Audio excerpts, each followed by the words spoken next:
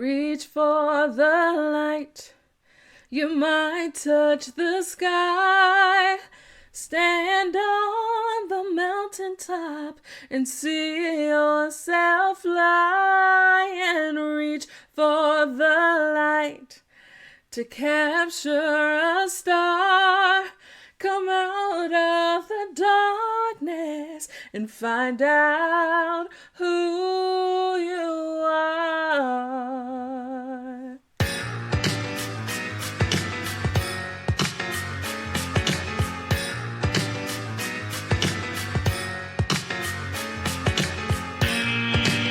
Hello, Home Slices, and welcome back to Sup Media Reviews. Season 2 is here, and we're kicking things up a notch. We're diving into music, TV, and movies from over 20 years ago, plus we're kicking off a brand new YouTube series that's going to bring even more fun your way. This season is full of fresh reviews, special guests, and plenty of laughs. Ready to jump in? Let's get into this week's episode.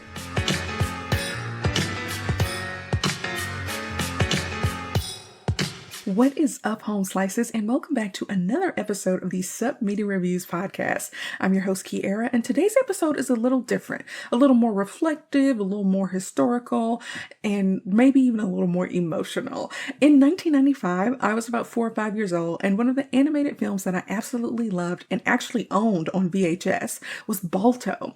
It was a comfort movie, a winter movie, a movie that I turned to again and again. It's one of those movies that just stuck with me, and for me, it has that wintry feel that makes it a part of our holiday series here at Sup Media Reviews. And this year feels like the right time to come back to it because 2025 marks 2 major anniversaries tied to this story. It is the 30th anniversary of the film and the 100th anniversary of the real-life event that inspired it, the 1925 Serum Run to Nome. Now, before we even get into the movie itself, I want to be really clear about something. Balto is a children's film that takes inspiration from real events, but it really is not historically accurate. And while that doesn't make it a bad movie, it does mean that we owe it to the real people and the real animals involved to talk about what actually happened. So today, instead of starting with the trivia like I usually do, I want to kick off this episode by grounding us in the real story, because the episode isn't just about one animated dog. It really is about an entire community who made something extraordinary happen under basically impossible conditions. So for anyone who isn't familiar with the true story, in the winter of 1925, a diphtheria outbreak hit Nome, Alaska. So it was very serious and an often fatal disease, especially for children. The town was iced in, ships couldn't reach it, and the planes couldn't fly in those conditions. So the only way to get the life-saving antitoxin from the train station in Nanana to Nome was by dog sled, which was a journey of 674 miles in the dead of winter. What followed was one of the most incredible feats of teamwork in American history. Over 20 mushers and more than 150 sled dogs ran a relay across Alaska in about 5.5 days. Many were injured with frostbite, and a number of sled dogs did not survive the journey. It wasn't one team, it wasn't one dog. It was a coordinated communal effort under brutal conditions, and it worked because people showed up for each other. Balto himself is real, and he was one of the sled dogs who ran the final leg of the Serum Run, arriving to Nome in the early hours of February 2nd, 1925. But the version of events most people know is shaped heavily by the press at the time. Balto was owned by Leonard Seppala, one of the most experienced mushers in Alaska, and the leader of what was arguably the most difficult and dangerous leg of the relay. Seppala's lead dog was Togo, who covered the longest and most grueling stretch of the entire run. And Togo actually has his own Disney movie that is not even available on Disney Plus, so I can't even tell you all where to find it. But I was able to find Balto, so that should tell you something. Now, that contribution from Seppala's team and Togo is now widely recognized by historians, but at the time was largely overshadowed.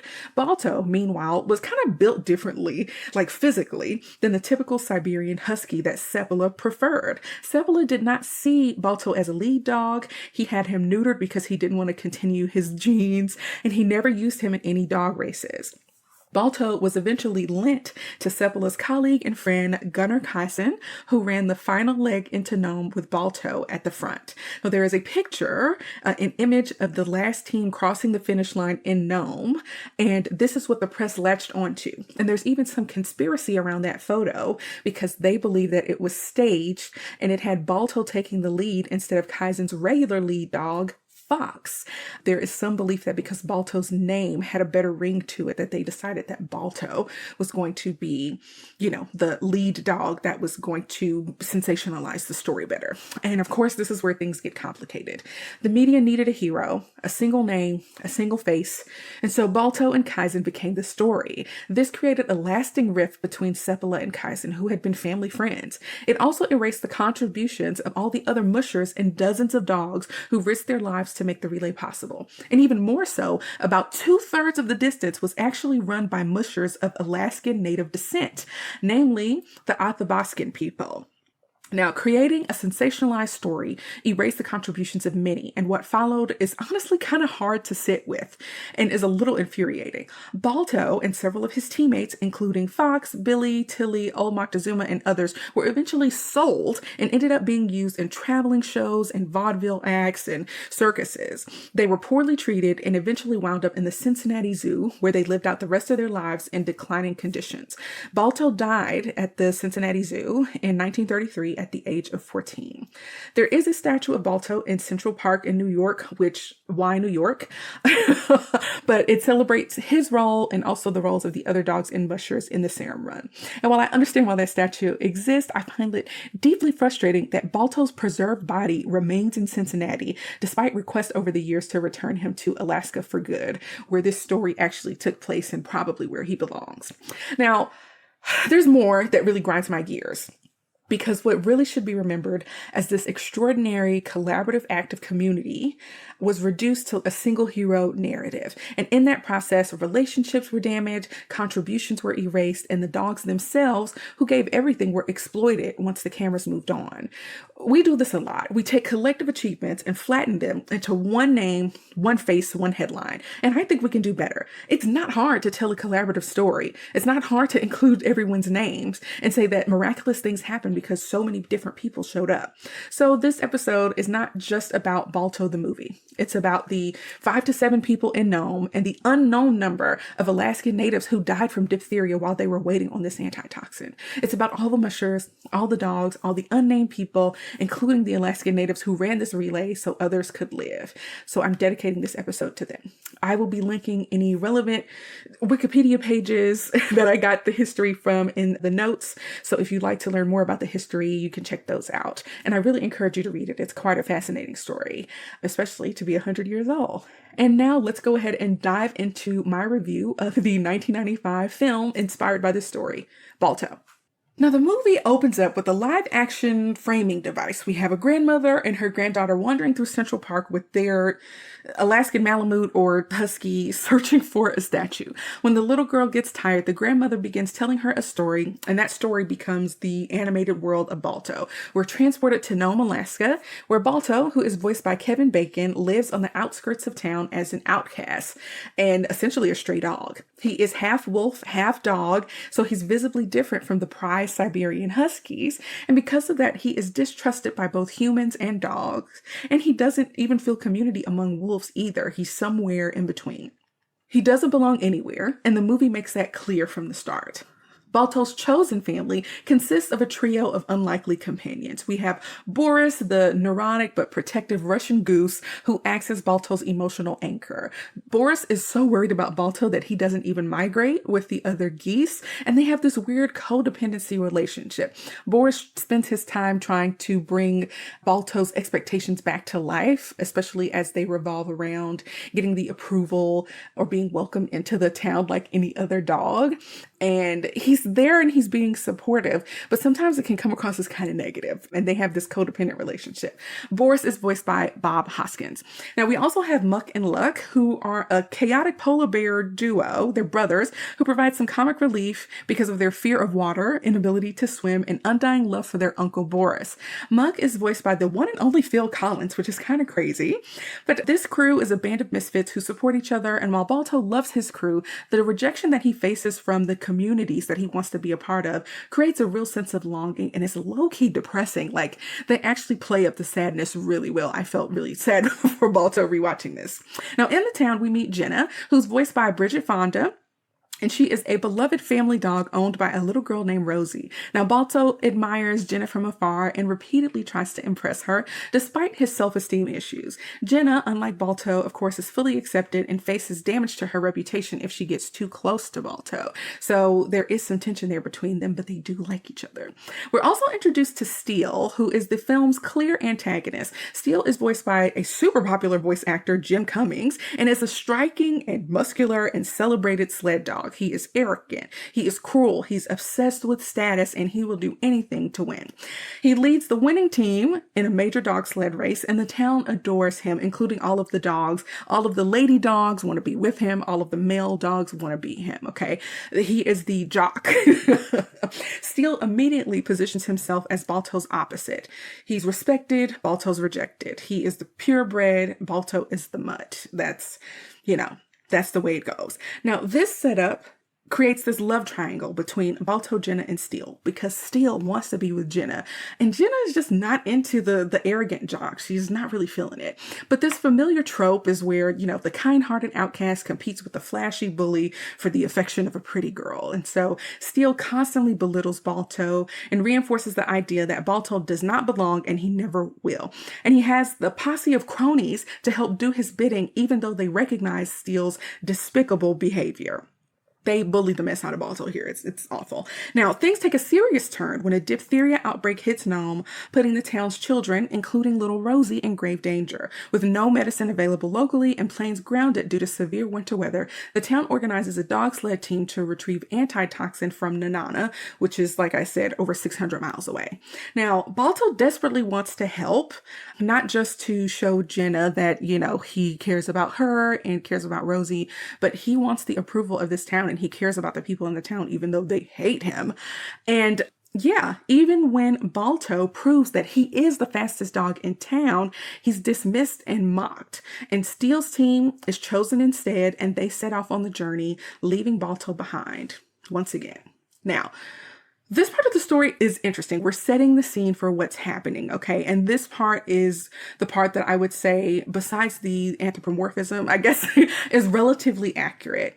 The opening really works for me. Like, as a kid, I didn't really have the language for it, but as an adult, I like how Balto's story is very clearly about otherness, about being told you don't belong, and kind of wanting to prove your worth anyway, really seeking the approval and acceptance of others.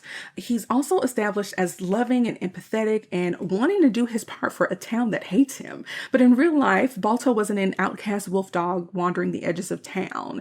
This is a storytelling choice that they made in this project to make him an underdog. But emotionally, it works, and it gives kids someone to root for right away. Now, despite many rejections and even physical altercations, Balto is shown to be stubborn and trying to prove himself worthy. As a stray, he's streetwise. He has what he calls the keys to the city. He thinks outside of the box, and he has great survival instincts. When you think about a dog that is rejected by this community, nobody's putting out food for him. Nobody's putting out water for him. He has to have survival instincts to make it on his own. So this is what makes Balto special. Balto wants other people to see that. And in a lot of ways, it's weighing on Balto's own self-esteem to be rejected so often. Now, we have Steel, of course, who is a great villain. He has this very striking appearance with these very, piercing blue eyes, and he's white and black, and they make him look physically strong and dangerous and muscular, and his teeth are particularly sharp. But he really is a butthole who's arrogant and menacing and willing to do whatever it takes to win in service of his ego. His cronies, though, piss me off maybe even more than Steel, because they represent the people who uphold the power of egomaniacal sociopaths by going along to get along, or even remaining silent. And the way it was so easy for Steel to enlist these dogs in bullying Balto, but then when Steel was far away and was not within earshot, they were calling him despicable. And it's like, why are you following him? It's crazy what influence can do. And when we think about the type of people who have been in the media, who have gone years doing really abusive things, we know that there is a circle of people around him who know what's going on and who, in a lot of ways, can be complicit. So it's kind of true to life. Now, Jenna is a very sweet dog. I like her a lot, and she's really worried about Rosie. Rosie is sick, and in this movie, she is the 18th case of diphtheria in Nome, so things are really getting hairy. Now, when Balto sees Jenna upset, he takes her on a little date, which I think is super cute. He ends up showing her a trick using light and broken bottles to create a Northern Lights illusion, which comes back later. And this is also where we learn how dire the situation is for this town. We even get a cheeky joke about how big Balto's paws are, which I think is hilarious. And I feel like there are some really flirty moments in this movie. There's a part where like they run into Steele on this date and Jenna starts to use her feminine wiles to burn Steele on a boiler. But anyways, Steele ends up framing Balto for breaking into a meat locker and, another rejection, okay? Steele is awful. In another scene, Balto competes in a race to show that he's, fast enough to be on the team that's going to retrieve the serum, but Steele sabotages Balto's chances by making it look like Balto is going to attack the musher. And so, y'all, Steele is the worst. He cares more about his ego than the safety of the children, but he is a really effective villain, and I think that he is a villain that is true to life. I found him to be a little enraging and, again, reminds me of some people that I've heard of. Now, before we move on to the next part of the movie, I have to say there's a really emotional part in the film that almost made me cry. When Balto gets left behind by the dog sled team, he's observing the town and everything that's going on there. He sees how sad Jenna is about Rosie. He sees how sick the kids are in the hospital. But when he sees a local craftsman making tiny caskets, y'all, I almost shed a tear. That was hurtful. But it was one of the things that helped motivate Balto to take things to the next level. So in the next part of the film, this single dog sled team led by Steele leaves Nome, travels to Nanana, 674 miles away to retrieve the serum without incident. And then they have to take the journey back. And this is the part where it becomes a historical. Having a dog sled team travel 1,300 miles round trip does not make sense. But for the purposes of storytelling, we're using a single team to not only go and retrieve, but bring it back. Like, that's a lot. But anyways, as the sled team journeys through the brutal terrain on the way back after they pick up the serum, Steele's flaws become increasingly dangerous. He's arrogant. He refuses to listen to anyone when they figure out that they're actually lost and kind of going in circles. And he puts the entire team at risk to the point where they're missing checkpoints on the route and the people back in Nome realize that they're lost.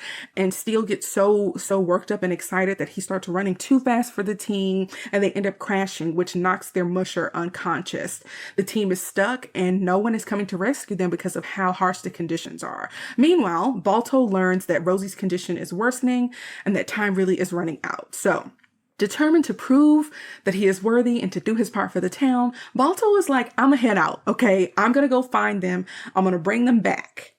Boris is like, nah, why are you risking your life for a town that hates you to go find a dog that hates you even more?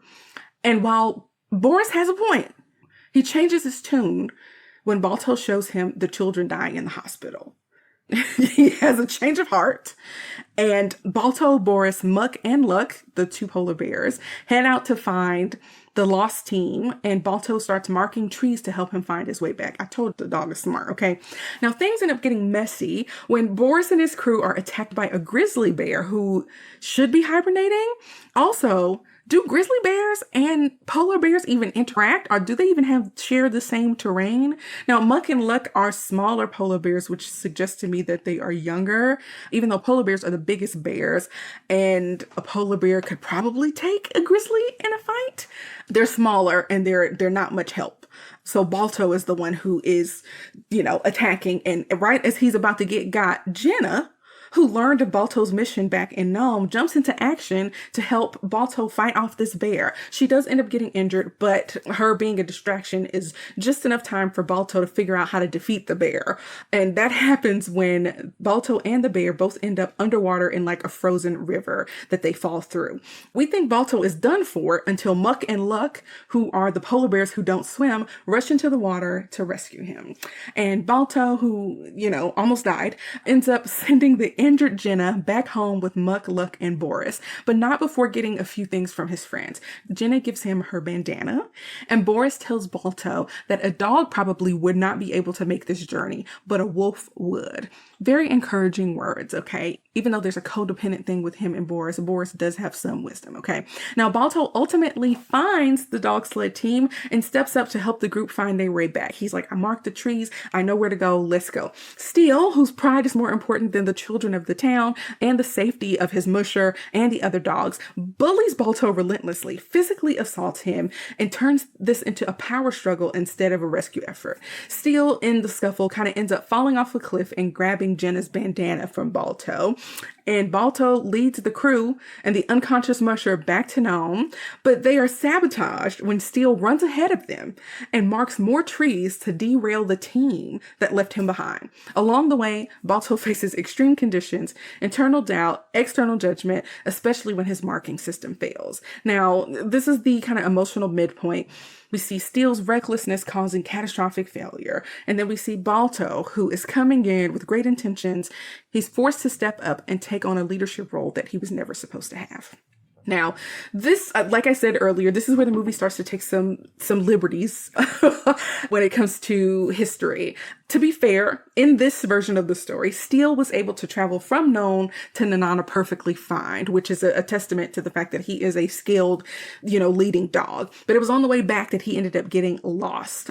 There is this other dog, and this is totally random, but there's a bulldog that belongs to the guy who runs the telegram machine. This is so funny to me, and I don't really know why, but the telegram makes this beeping noise, and he twitches every time it beeps. And it's this dog that is giving information to the other dogs on updates that are happening in Nome. And that bulldog just really cracks me up, but that's kind of an aside. Now, when Balto is still in Nome before he heads out, y'all, those caskets, I just couldn't, okay? But through the series of events and learning that the team is lost, Balto jumps into action. And again, he has this relentlessness, this stubbornness with trying to prove himself and doing the right thing. And even though Balto has some issues with self-esteem and belonging, it doesn't stop him from being courageous and daring in a way that can even feel foolish at times. But fortunately, his friends have his back. I really enjoy Muck and Luck's dynamic with Boris while they're on the way. The bear attack is like this heart-pumping scene, and we see Jenna coming to the rescue, and we figure out that she's loyal AF, not just to Balto, but to her girl Rosie, okay? And Jenna even shows up. The reason why she follows them is because she has news about a pass that's blocked, so that she gives Balto a heads up, like, hey, you gotta go take a different route, okay? But she does get hurt in the bear attack, and, the other friends end up having to go back to Nome. But this is one of the things... Hold on. I love this joke. I remember this joke as a child. Boris was afraid that Balto wasn't going to make it after he had gone under that frozen river. So when he saw that Balto was alive, he was like, oh my gosh, I almost got people bumps. And because he's a goose. It's so funny. It's cute. I don't know. Okay, y'all. But Balto, of course, proves to be brave and strong and resourceful. But then we make it to the team and Steele is just bullying him. He's throwing him around. He has this maddening look in his eyes like Azula, like on that final episode of Avatar: The Last Airbender. You could see him being consumed with rage and his ego, and that he would rather all of them die in the wilderness and all of those children die in the town of Nome than to accept Balto's help. And that's just freaking crazy. He was grabbing Balto by the scruff. He was dragging him around. And the other dogs, once again, were really pissing me off because they were egging on the fight instead of trying to survive. They should have said, Steele, sit down, shut up, and let the dog that found us get us back on track, okay? But they don't have the guts. And it's not until Steele falls off that cliff that they designate Balto as the leader and, move on. Oh, but the peanut gallery is pissing me off, okay? Now, the other thing about this story that I find very strange is that after Steele falls off the cliff and he works his way back up it, he is watching as the dogs take off. And I'm like, at some point, he manages to pass them to get on the trail and mark the trees so that it confuses Balto and the team. And I'm like, how is this dog ahead of the other dogs. And not only is he ahead, he ends up making it to Nome way before the dogs make it all together on the sled. I just don't know how that's possible, but we'll work on it. Okay. Anyways, we'll look past it. Overall, this adventure part of the story I really love because we get to see some kind of stark contrast between Steele and Balto. And when we look at Balto, we see that he has friends that are willing to risk their lives to help him to overcome this bear, versus Steele, whose friends only have loyalty to whoever is the leader in the moment. And we see the difference between how these two dogs are handling and managing in these extraordinary circumstances. And we can see that Balto is in a lot of ways morally superior to Steele, and that's why we root for him. Now, with Steele removed from leadership, Balto takes command of the mission in the most dangerous stretch of the journey. They battle whiteout conditions, exhaustion, self-doubt. Balto is leading the team through these impossible odds. And in a moment of self-doubt, Balto pulls the same stunt that Steele did, which again is very interesting, where he recklessly leads the team into a precarious situation where he and the antitoxin end up falling off a cliff. And when Balto is really down and out and he's at his lowest, a beautiful white wolf appears and howls at him. This wolf recognizes that Balto is part wolf, and Balto initially doesn't feel empowered to communicate with this like unknown, unexplored side of himself. He spent so much time trying to be like a sled dog that he just kind of ignored the fact and not embraced that he's actually a wolf. And so the words from Boris ring in his head about a dog can't make this journey, but a wolf can. And as the wolf kind of walks away, he puts his paw into the wolf's paw print and sees that it's the same size. And this is kind of the thing that makes him realize, hey, I do have this part of myself that I can tap into that makes me uniquely positioned to get us out of this quandary. Okay, so the wolf starts to howl and he starts to howl back, and you can see him have this moment of leaning in and accepting that this is a part of who he is and recognizing and embracing the fullness. And Balto manages to get the medicine back up the cliff and gets the team back on track. But in the meantime, Steele returns to Nome and he's talking to the other neighborhood dogs, and he's weaving this dastardly tale about how Balto showed up with Jenna's bandana and tried to get the glory of bringing the medicine back and failed, and how, oh, I carried 3 of my teammates on my back, but they ended up dying on the way. He also says that Balto's dying wish was for Steele to take care of Jenna, and he shows the bandana, and Jenna is like, I know you lying. Okay. She has faith in Balto. She leaves the area and she ends up using his broken bottle light trick to help create, the illusion of the northern lights to help guide Balto home. The team ends up running into another challenge with some really dangerous icicles and an avalanche, but Balto leads them through it with only a single vial of the antitoxin missing.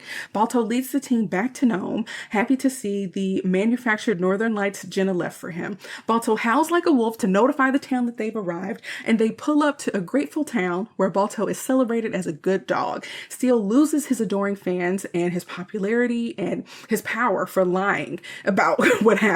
The antitoxin is delivered, and Rosie, along with the other children, are saved.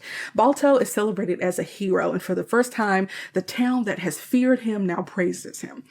Balto has finally earned the acceptance he's longed for. He and Jenna do, kind of like a dog kiss embrace situation. And the film ends by returning to Central Park, revealing the statue that the grandmother and child were searching for. It's the statue of Balto, which immortalizes him as a hero.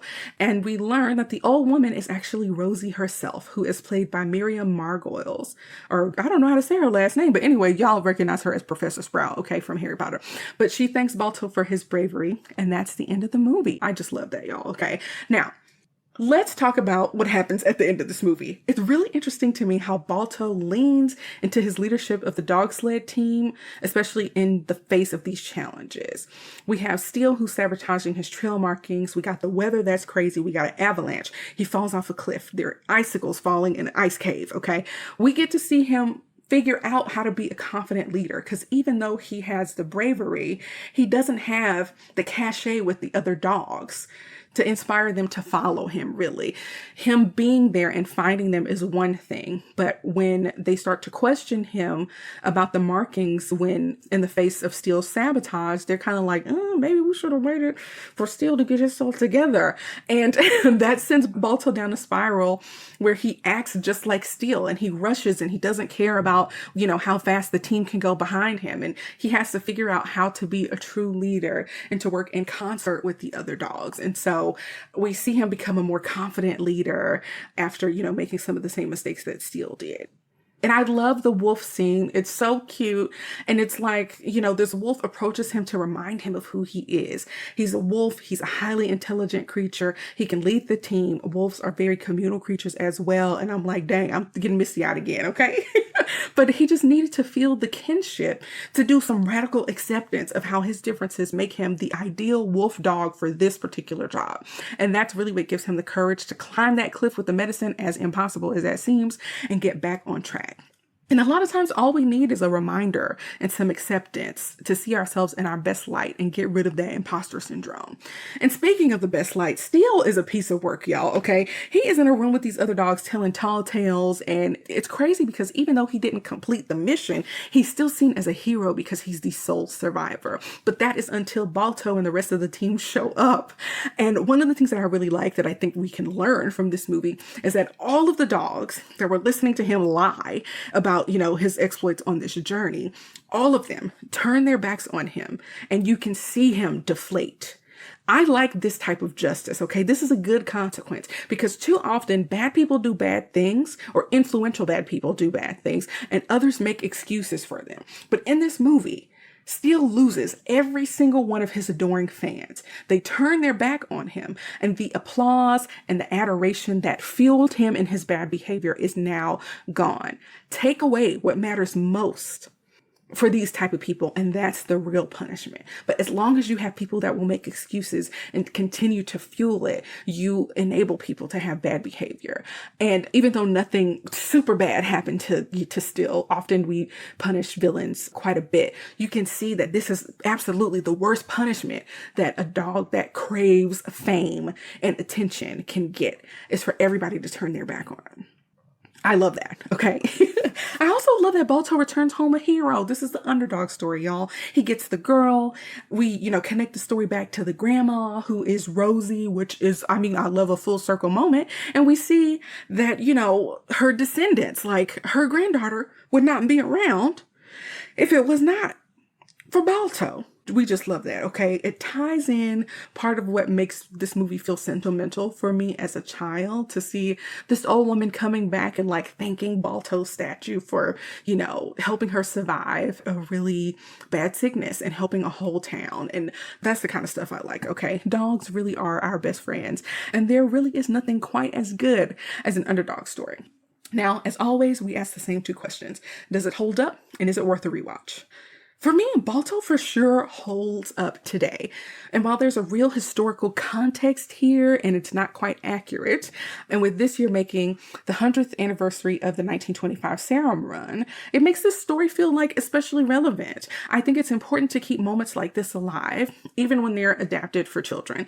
The film does a solid job of making a very serious event accessible without completely stripping it of its weight. There are light, cheeky moments where there's sweetness and flirting and comic relief, but there's also this very real reality of sick children and a community racing against time and losing hope because, these dogs are lost. You get to feel all of it. I really like that. At its core, Balto is about valuing your community over your ego, choosing courage over fear, learning to embrace parts of yourself that make you different. It's about love and belonging and finding family, and not just with people who are like you, but with people who aren't. And I think those lessons still resonate regardless of age. As a kid, I love that this movie was based on a true story. And as an adult, after learning more of the truth about where this is accurate and where it isn't, something in me just gets pissed off, okay? A lot of people and dogs didn't get the credit that they deserved, and that part still bothers me. And I am hoping that with this 100th anniversary that there is an effort to honor it as the collaborative effort that it was. But even with that frustration, it doesn't take away from the fact that this is an engaging, accessible story that introduces young audiences to an important moment in history. So when it comes to the message and entertainment value, Balto does hold up. Now, as far as it being worth a rewatch, I think for sure it is. Like, if you enjoyed Balto, if you remember it from your childhood, I genuinely enjoyed revisiting this movie, and I think you will too. There were moments that still made me laugh out loud, even as an adult, and there are layers now that I didn't fully appreciate or grasp as a kid. The seriousness, the sacrifice, the emotional stakes alongside this humor and warmth make it a good story to revisit. And there are some things like, the polar bears, we probably could have done without them in the story, but they did add some fun and levity that we really liked, or that I really liked. This was one of my favorite movies growing up. I remember watching it quite a bit. And rewatching it now just kind of reminded me why. I am a sucker for historical retellings. I'm not a history buff per se, but Glory Road, that's up there for me, okay? And while this particular historical retelling isn't perfect and is sensationalized a little bit and the story has changed quite a bit, it's heartfelt, it's memorable, and it still feels impactful to me. I feel passionate about using this review as an opportunity to shine a light on the real story, on the real dogs, the mushers, the sacrifices that were made in the 1925 Serum Run, and that made, it possible. Balto was real and he mattered, but he was really only one part of a much larger effort. Hundreds of people and over 100 dogs put their lives on the line to save their community. And if you ask me, one of the worst parts of Balto's story is that he and his team died in Ohio, y'all. Ooh, yikes. But this episode is for everyone who showed up, especially the ones who history didn't highlight. So let's talk about the reviews. Balto received 54% from critics and 70% from the audience on Rotten Tomatoes. This is only slightly surprising to me. When I think of Balto, I don't think of it in the same way that I might remember a Disney, Pixar, or DreamWorks film from this same era. I like that this is a more straightforward underdog story with no flashy songs that would distract from the seriousness of this situation. It still feels serious without being completely boring. And again, as the target audience for the film when it came out, I love this movie. And as an outcast myself, I love seeing the underdog win. I thought that the audience might like the film a little more than 70%, but as a less popular children's movie during the height of Disney's, childhood movie reign, I can see why folks may have rated this differently. There were, talks about how, it's not historically accurate. And it's like, okay, it's for children. Or, Muck and Luck, the two polar bears didn't really add much to the story. And there are things that you can critique about this movie. But for me, with the nostalgia and the importance of this historical moment, for me, it's just very nostalgic, and I still really enjoyed and found the movie very entertaining. So I personally would give it a solid, maybe 88%. I feel like the messages, the hero, it makes for a really good film that I would consider sharing with kids today, and maybe even using it as a history lesson to share with them the real story. So that's all, y'all. Thanks so much for listening to my special 30th anniversary review of Balto here at Sup Media Reviews. Listeners, let me know what you think about Balto. Does it hold up for you? Did you rewatch it recently? Do you agree with the Rotten Tomatoes ratings? Share your thoughts on our social media pages on Facebook, Instagram, YouTube, Pinterest, and now even TikTok. Next time, for the final installment of the holiday reviews, I'll be doing something a little different. I'm going to be reviewing a handful of my favorite Christmas episodes from different TV series. It's going to be super fun, and you don't want to miss it. Peace out. Thanks so much for tuning into this episode of Sup Media Reviews. New episodes drop just about every week, and our brand new YouTube series is coming your way. So make sure you follow us on YouTube, Instagram, Pinterest, and Facebook so you never miss a thing. Got a movie, album, or show you think we should review? Send it our way. Until next time, keep watching, keep listening, and just chill till the next episode.